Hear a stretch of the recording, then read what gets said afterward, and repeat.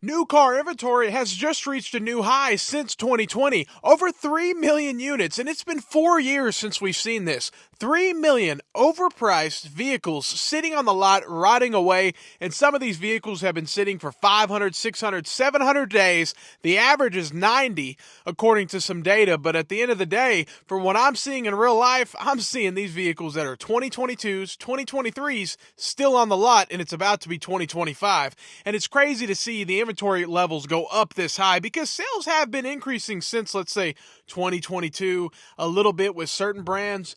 But at the end of the day, it's still not working with the dealership. Inventory is still going up because they're going to keep accepting inventory because all the manufacturers are saying, hey, oh, we don't ever want to get inventory like that again. Let's keep it low. Let's keep making a whole bunch of money selling $85,000 F-150s, and let's just not have any inventory. But hey, dealerships kept saying, hey, send me whatever you got. I'll keep paying. Yeah, I'll keep taking it. I'll keep taking it. But now dealerships are starting to get, they're in some trouble. If you do some research online, you'll see certain dealers are closing down across America. It's actually becoming very popular with Dodge, Jeep, and Ram dealerships and Ford dealerships and Nissan. It's very popular.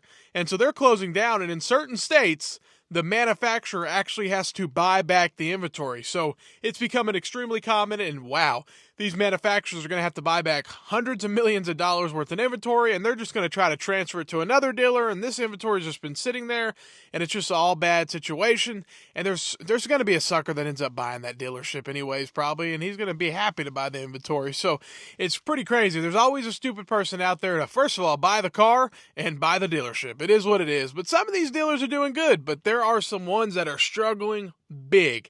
And it's proof right here. We're back to how we were prior to 2020, over 3 million units. We haven't seen this, and this is according to Cox Automotive, which, if you don't know, Cox Automotive owns everything in the car business when it comes to the computer. They own Auto Trader. They own the program that the dealership uses to finalize the deal and everything, generally speaking. Almost every single dealership uses Cox Automotive products inside their dealership. So, and the customer uses it too. So they have the customer, they have the dealership, they have it all sides. And then they also do research like this, and they actually put out this information saying over 3 million units, first time since 2020. And the other thing is rebates are going up. So I think they said the average is 7.7% of the transaction price now is rebates. It was down to 2% in the heat of the whole, car crazy times, 21, 22 times.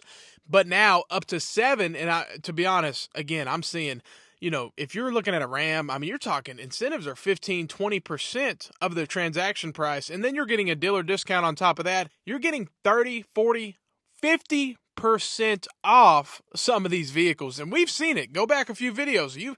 We've seen, what was it, 30K off a Ram pickup truck. We've seen that. A 2025 Ram pickup truck, $30,000 off. They can't sell it. And the sad thing about it is there's 22s still on the lot. There's 23s still on the lot. And these things have been sitting, and it's terrible for the vehicle, and it's terrible for everything around it. But wow, 3 million units. Quite surprised.